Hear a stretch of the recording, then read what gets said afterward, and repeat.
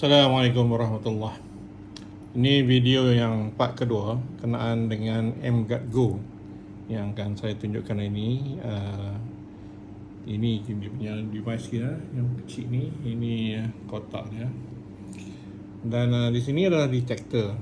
Okey, ini adalah dulu detector ni yang saya gunakan, EMF radiation detector. Dan kali ni saya beli yang baru yang lebih more sensitif lagi, dan yang ni lebih more durable lagi dengan cara yang lebih mudah. So kita nak test dia kan. So ini detektor dia. Dengan menggunakan detektor ni yang kita on ya. So dia akan ada kat ni. So kita tengok ni dia akan warna merah ni. So dia memang ada radiation tinggi lah. Tengok kamera handphone kita ni memang tinggi, sangat tinggi. Tambah pula kalau kita akan playkan video ataupun ni, dia akan lagi dengar bunyi tinggi. So apa yang kita akan buat ni, kita on kan device mGuard Go ni. Kita device ni kita on kan dia, dan kita tengok apa akan berlaku bila benda ni on. Terus dia hijau dan tak ada radiation. Itu yang maksud dia. Dia device ini dia boleh cover lebih kurang dalam 3 meter. Jadi kalau kita pergi pada aneh-aneh elektronik ni semua, dia akan nanti tak ada lah.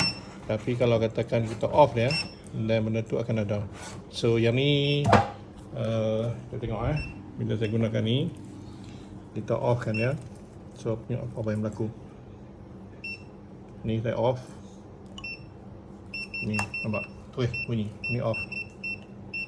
Nampak?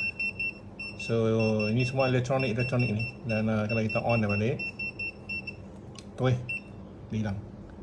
So this is what going to happen pada kita terdedah dengan radiasi berkenaan dengan benda-benda yang elektronik. So sekali lagi kita tunjuk dekat sini, bila kita on ni dia tak ada. Tapi bila kita off, dan kita akan nampak. Nampak? So ini kaedah yang paling mudah untuk kita nak tunjukkan unit ni berfungsi. Dan lepas tu juga daripada ni kita tahu kita dalam satu environment yang tidak ada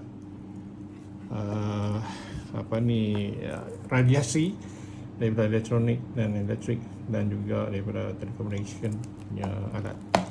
So banyak di dalam rumah kita ni, banyak-banyak alat-alat elektrik, gelombang-gelombang radiasi banyak dia flow dalam kita punya kehidupan harian. So guna alat ni, insyaAllah secara tak langsung dia akan beri satu protection kepada diri kita, dan terutama sekali apa benda pada budak yang kecil. Dan itu yang sangat-sangat kita concern. Saya akan menulis lagi berkenaan dengan mGuard Go ni. Boleh review dan tengok dia, dan siapa minat boleh PM saya untuk saya bagi penjelasan, ataupun nak beli produk boleh. Dan tu insyaAllah kita cuba bantu apa yang semampunya dah.